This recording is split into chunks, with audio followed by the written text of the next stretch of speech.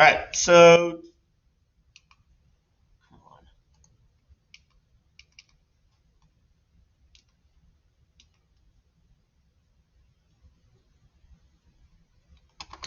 All right, to start off, we are going to watch a quick. Guys, I have a feeling my computer is about to crash.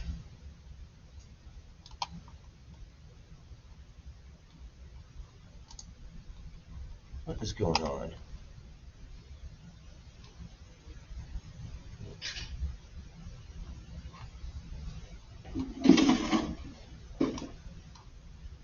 Can you all still hear me or not? Nope, there it froze.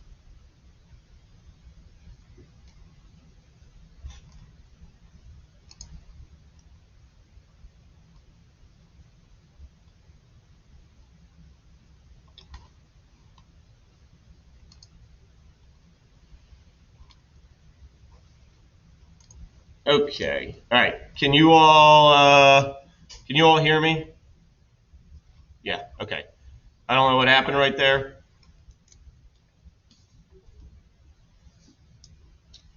All right. To start off, we're going to watch a quick video.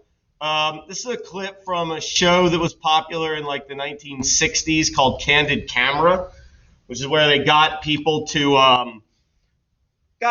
like do awkward things or whatnot, and they didn't realize that they were on hidden camera. This clip is called, and you're going to see in the beginning Zimbardo talking. This clip is called "Picketing Against Everything with Nothing," and it's an example of some of the stuff we're going to talk about in this unit. All right, in this clip, they're trying to get people to protest something, to picket against something, but they don't know what, and there's nothing that they are actually protesting with. Like, they have signs, but they're blank. All right, and so they're seeing if they could get people to agree to do it, even though they have no idea what they are actually doing. Okay.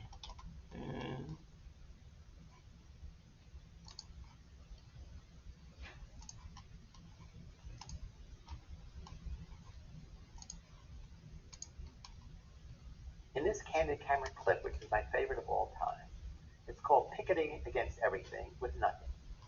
Imagine you're walking down the street, here it's the Bronx, and it's winter, it's ice on the street, and somebody asks you to do a simple thing, carry a sign to picket, or hand out leaflets. Well, it's unpleasant, it's cold, would you do it? Some people would, some people would not. Well, you might say, well, it depends on what you're picketing against. The problem is the signs are blank, the leaflets are blank. The authorities trying to get you to do this says the printer didn't have the material ready and we wanted to get started anyway. So here is somebody picketing against everything, meaning, in this case, the neighborhood. So I'd like you to look at what happens when the first woman does the mindful thing and challenges him, does critical thinking. But just watch how he is able to seduce those other people to do really mindless things of picketing against everything with nothing. He picked this street, which was blank. There's no building anywhere around. His signs were blank. And even the handbills that they gave out to anybody who was curious were absolutely blank.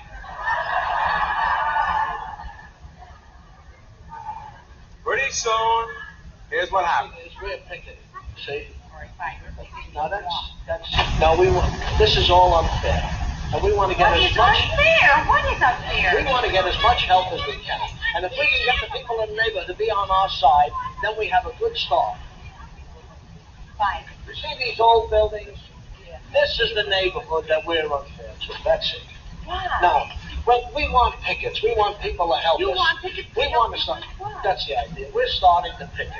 And we want everybody from the neighborhood to help us. To me, but what are you picketing for? Yeah. Will you hold It is completely blank. Well, we haven't got the regular billfolds from the printer Then yet. wait for them so we'll understand. Will you help us just hold the sign, just so we say, we have a mother to help us with the picketing? You have a mother, yes. I would help you if I knew what you were picketing. Please help us, sir. Stop running. I just want everybody everybody in the neighborhood to be on our side. Are you with us? I don't know what she's fighting for. Well, the thing is, it's unfair. And we What's just unfair? You see, we're only 2 pickets. Now, if we can get some more people to be on our side, we'll picket this entire neighborhood. We're waiting for a word from headquarters. And will you please be on our side, just to show up? Now, we can get a stranger just to walk just once around. Help us! We have more volunteers on our side. Please help us. Please help us. We got this gentleman from nowhere, and he's helping us. This is it. This gentleman is all right. Please help us. This is it. Please help us. Help us win. What? Help us win, please. What? Just help us win, that's all. Well, we're sticking to everything that's fair, and this is going to be unfair. Aren't you for fair things? Sure. Well, this entire neighborhood, the entire section right here, that's what we're picking. Just grab a sign and just help us just for a couple of seconds. Here. You will? That's wonderful. Here. Here's another one for you. Here. Here, wait a minute. Wait there. Just a minute. Here you are. Here you are. Here. You just help and I'll talk to the other lady. Just walk around. They're all on side. You see? Okay, so you can see that, like, you know, what makes people agree to picket against something when they have absolutely no idea what they're doing.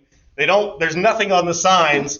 Okay, so that's some of the example of some of the stuff we're going to be talking about in this unit. Okay, all right, so we are going to do a little fact or fiction to start off. Okay. All right, so compared to people in Western countries, those in East Asian cultures are more sensitive to situational influences on behavior.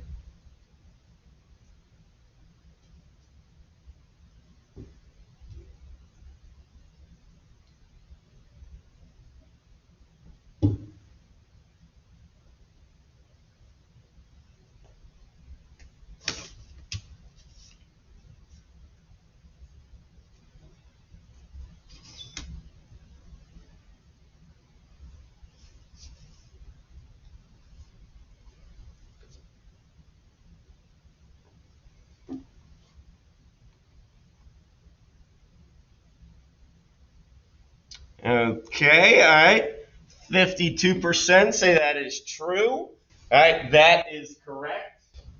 East Asian cultures such as Japan, all right, focus a lot more on the overall situation rather than just individuals. They kind of see like the gestalt of the whole thing. All right, to change people's racist behaviors, we first need to change their racist attitudes.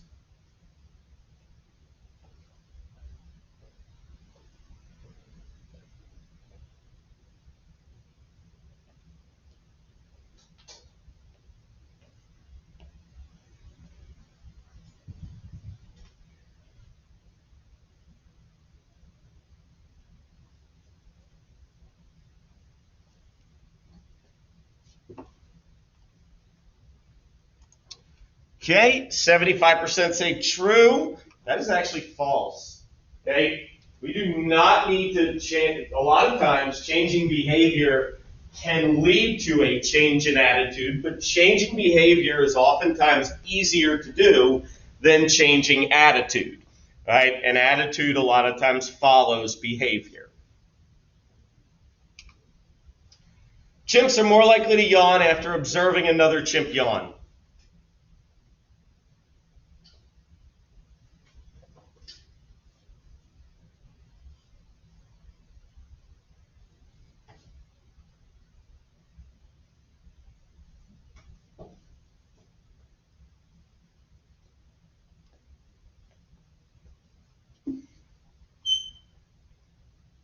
All right, so of all the people that answered, nobody said false. You are correct. That is true.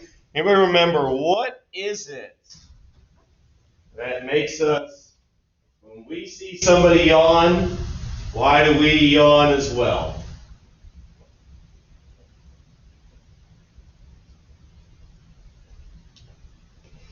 Anybody remember?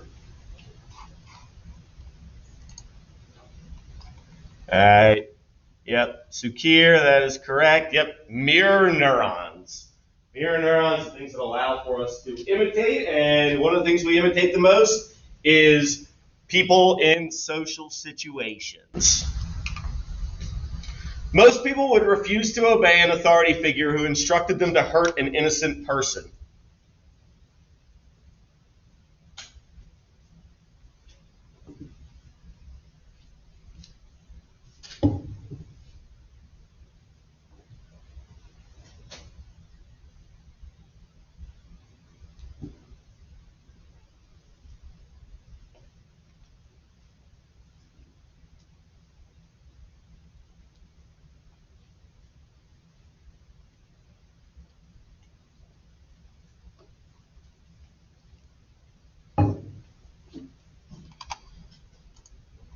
Okay. 81% or 84% says false. Yep, that is false. We'll talk about that next class, but the famous experiment with Stanley Milgram found that about 2/3 of people were willing to go very far when there was an authority figure telling them what to do. Studies of college and professional sporting events indicate that the home team wins about 6 in 10 games.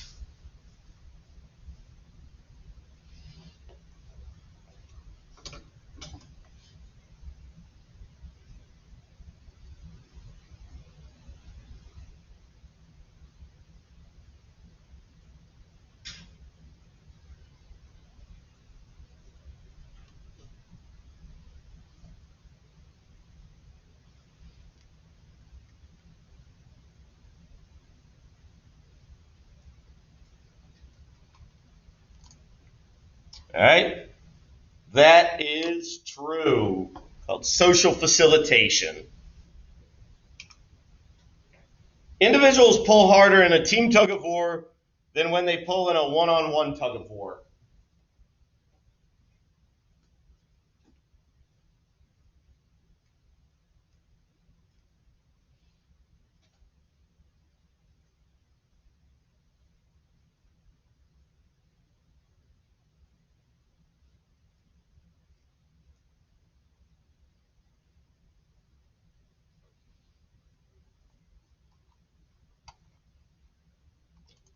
Okay, 61% say true.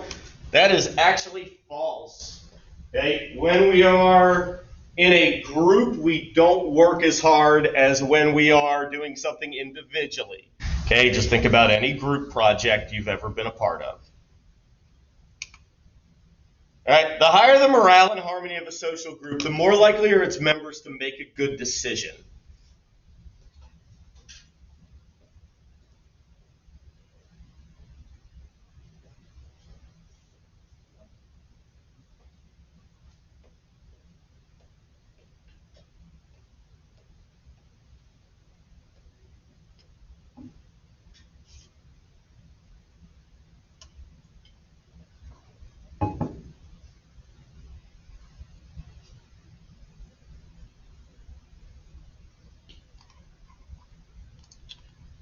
Okay, all right. 77% say that is true. That is actually false. A lot of times, the more harmonious a group is, the worse decision-making ability they have, because nobody wants to rock the boat. Suicide bombers and those who support them tend to be uneducated and poor.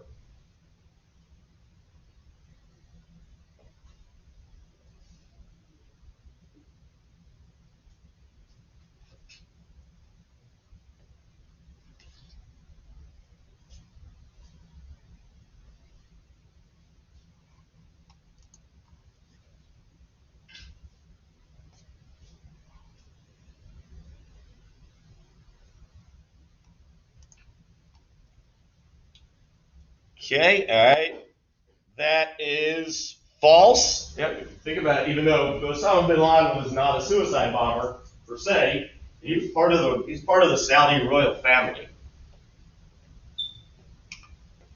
Okay? From research on liking and loving, it is clear that opposites do attract.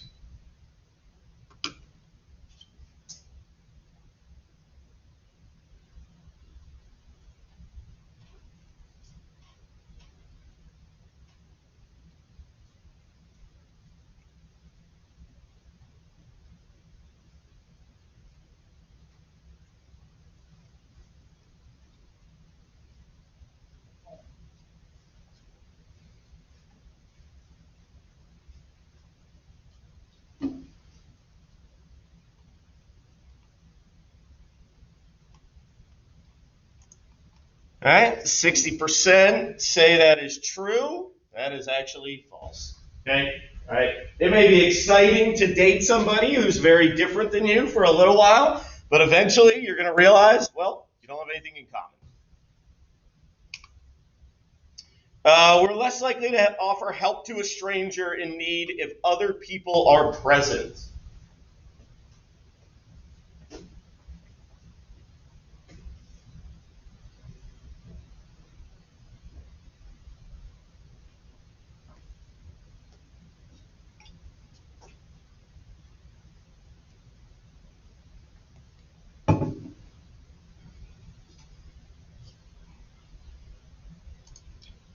All right, that is true. Anybody know what that's called?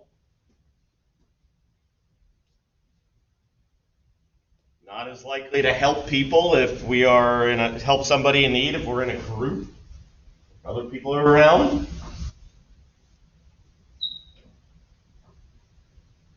Anybody knows what that's called? It's called the bystander effect. All right, so there you go. All right, there are 3 major studies in social psychology that you need to know for this unit. They're called the Big 3. We're going to go over them in detail. All right, but they are Solomon Ash's study on conformity using line length, Stanley Milgram's study on obedience using electric shock, and then the most famous of all of them, the Stanford Prison study done by Philip Zimbardo. All right, so today we are going to talk about attribution and attitudes. So, how do we explain other people's behavior? Okay? And how do we explain our behavior in different situations? This is what is called attribution theory. All right, what do we attribute others' behavior and our behavior to? Is the behavior considered to be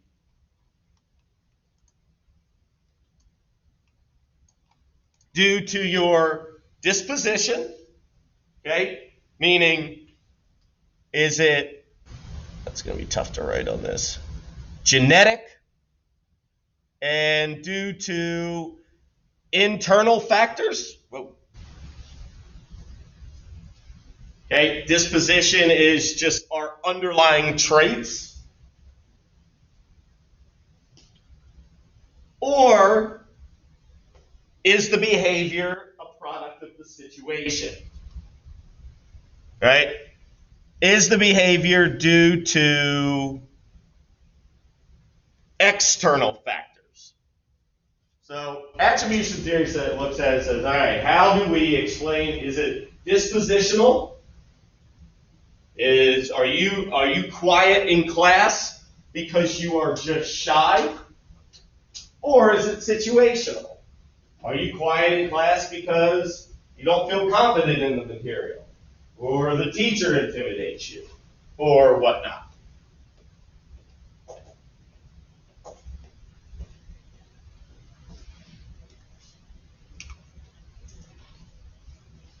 Okay?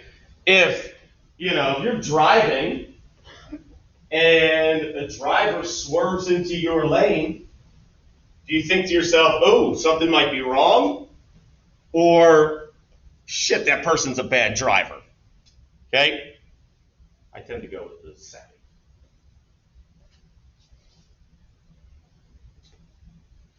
All right, so we're going to watch a quick clip. This is from Seinfeld. Okay, Seinfeld is a show about social psychology. And in this clip,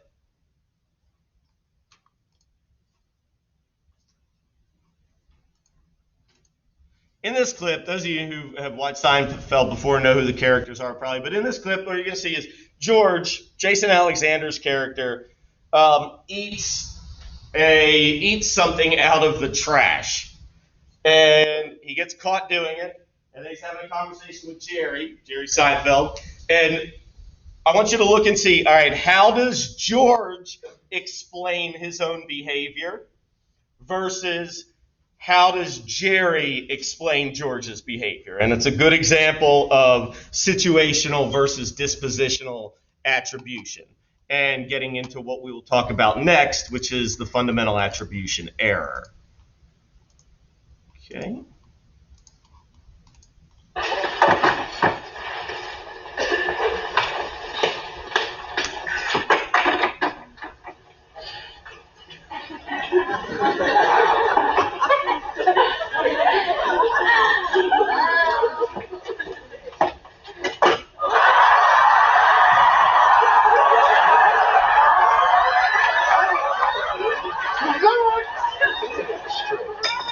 Yourself in the kitchen. You see an eclair in the receptacle, and you think to yourself, what the hell, I'll just eat some trash. No. It was not trash. Was it in the trash? Yes. Then it was trash. It wasn't down in, it was sort of on top. But it was in the cylinder. Above the rim. Adjacent to refuse is refuse. It was in a magazine and it still had the doily on. Was it eaten? One little bite. Well, that's garbage. But I know who took the bite. It was her aunt. Well, you, my friend, have crossed the line that divides man and bum.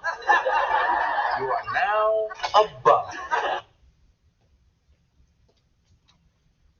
All right, so you can see there, all right, so George basically explains his behavior as being a product of the situation, of saying, oh, well, I know who ate it, it was on top. Jerry more so explains it as that is just who George is. Okay, so that gets into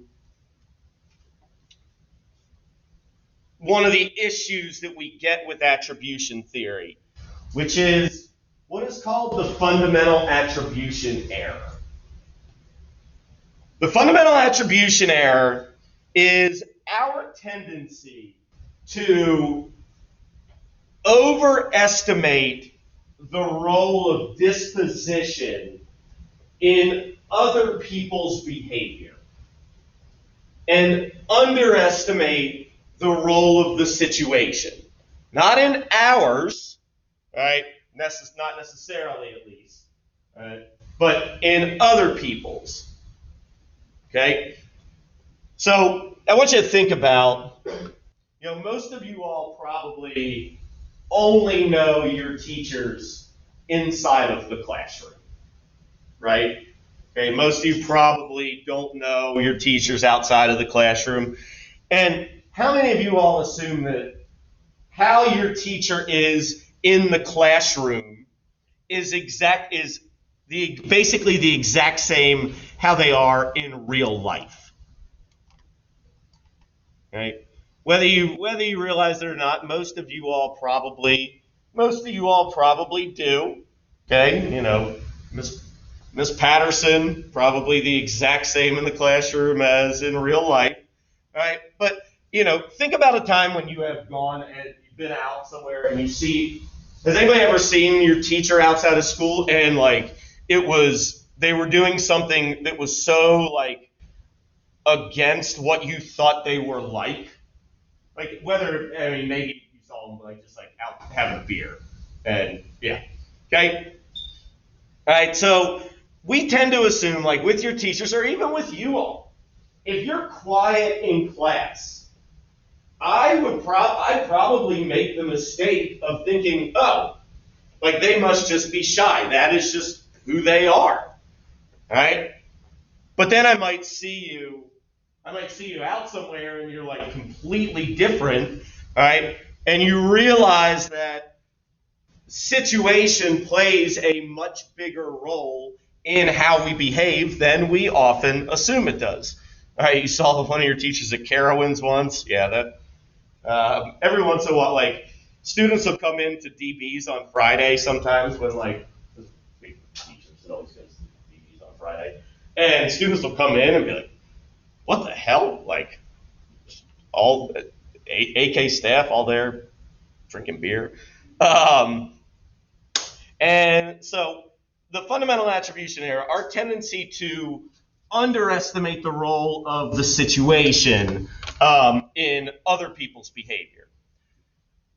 Unfortunately, we oftentimes, what we do with ourselves is we tend to overestimate, I can't write on it, we overestimate the role of the situation on our behavior when we behave poorly, but we also overestimate the role of disposition in our behavior when we do something good. So when we do something good, it's because that's who we are. When we do something bad, it's because that's the situation we were put into. If anybody's ever seen the movie Freaky Friday, that is what that movie is about, fundamental attribution error. Some of the factors that go into this, actor-observer bias. It basically just means the same thing. When we're the actor, our behavior is situational. When we are the observer, our other people's behavior is dispositional. A great example of this is all of the riots that have happened over the past year and a half. Okay, if you watch certain news stations, and we can leave those news stations nameless, okay? But if you watch certain news stations basically attribute the rioting behavior to these are bad people doing this. All right, this is just who they are. These are people who just like destroying things. That's the observer bias, right? Whereas the people who are doing the rioting are going to, how do they explain it? The what? We're mad about it. All right, this is situational. We're mad about the fact that Derek Chauvin had his knee on somebody's neck for 8 minutes. Okay? All right, and we wouldn't be rioting if there wasn't this situational factor. All right, so that is the actor-observer bias. Individualism versus collectivism. As we said, individualistic countries like the United States tend to overestimate the role of disposition. Individualistic countries like the U.S., we fall victim to the fundamental attribution error much easier than in Eastern cultures. Eastern cultures tend to look at the whole situation more. Self-serving bias. When, as we said, when we do something good, it's because that's just who we are. When we do something bad, it's because of the situation that we are in. And then also optimism versus pessimism. People that are optimistic tend to look at the situation more than disposition, because they assume, people that are optimistic assume that people are probably good, and if they do something bad, it's because something happened. Whereas pessimistic people tend to only see things in black and white, and so they tend to look at they tend to attribute behavior more to disposition. All right. Does anybody have any questions about that? Because we're going to do a collaboration board real quick, or I want you to come up with your own example of this.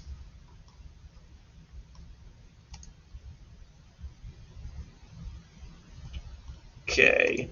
All right. go ahead and see if you can come up with a good example of maybe a time where you or somebody that you know has fallen victim to the fundamental attribution error.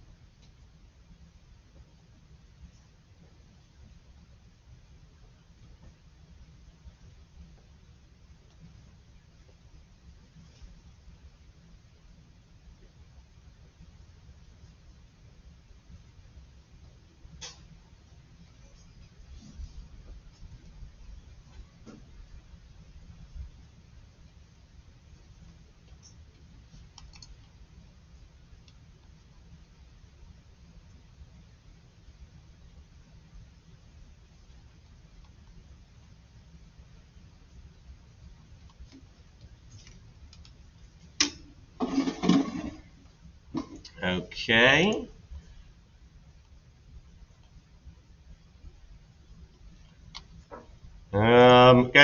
Some of these guys are just literally all this is we tend to overestimate like the person's genetic traits in other people's behavior, particularly strangers. So that's all this is. Okay. All right, being called a flake for missing plans, even though at a doctor's appointment come up. Yes, that's a good example. All right, whenever your sister does bad on a test, she thinks it's situational, it's a hard test, but I do bad. She tells me I'm dumb and not good at the class. It's not nice of your sister, Joseph.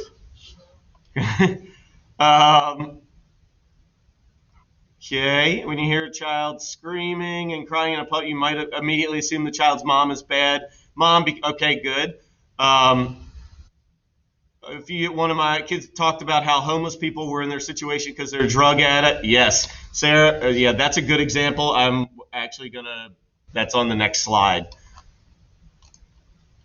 Okay. All right. So you can look through these real quick and see. There are some good ones. All right. In line and someone cut you off, you would think that guy is a real jerk. Someone gets mad easily. Other people would probably think it is genetics to have a short temper. Okay. If a stranger looks sad, then people will think they're just a sad person overall, even though their dog just died. Yes, okay. When you and your friends are playing games, I kept on constantly winning, and a friend lost every time, and one time he decided I thought he was just a sore loser. Okay. All right. Good. So hopefully we all understand this concept. Oh, crap, I didn't mean to close out one of them. So if I accidentally X'd yours out, I'm sorry. All right, cool. Does anybody have any questions about the fundamental attribution error?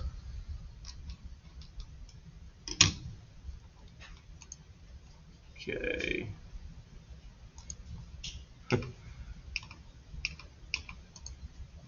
All right, so why does it matter? Well, fundamental attribution error makes it very easy for us to give a simple explanation for other people's behavior. And if we just blame it on their genetics, we can just say, well, just something wrong with them. Okay, and it makes it easy to explain away bad behavior and whatnot. All right, so Sarah gave the example of homelessness, which is on here. All right, when we see somebody that is homeless, what is the first thing that we think about it as the reason that they are homeless? Why do we assume when we see somebody homeless? Why do we assume the reason is that they're homeless? Harper? All right, they're drug addicts. Maybe they're lazy. Blah blah blah. All right, that's dispositional. In reality, the vast majority of people who are homeless because they've had something terrible happen to them. Okay, but it's a lot easier to say, well, they're just lazy, so nothing we can do to help them. Okay, flirting. All right, there's a research. 7 out of 10. I think it's 7 out of 10. Let me check and see. 7 out of 10 college women say that at some point in college, they had a man misinterpret them being friendly with sexually coming on to them, right? Assuming that, and that's making it say, basically the man being like, oh, this person must just be a real, she's down for whatever, all right? When in fact it might have just been, you're just supposed to be nice to people, okay? And then we see this a lot, all right? So any of these mass shooters that we have, there have been a lot. We had 2 shootings this past weekend, I believe. A lot of times the tendency is to be like, well, this person's just mentally ill, this person's crazy, this person's evil, all right? And that is certainly the case, all right? But could there be other situational factors that go into these mass shootings as well? Such as, why do we have so many of them in the United States when nowhere else has them? What might be the situational factor that contributes to that? This might be, I'm sure I'm going to trigger somebody with this, but what might be the situational factor that goes into the fact that, these people are bad, but there are bad people everywhere. Maybe access to guns. Yep. Schools. Yep. Access to guns. Okay? And again, don't come after me. Okay, so any questions there about the fundamental attribution error?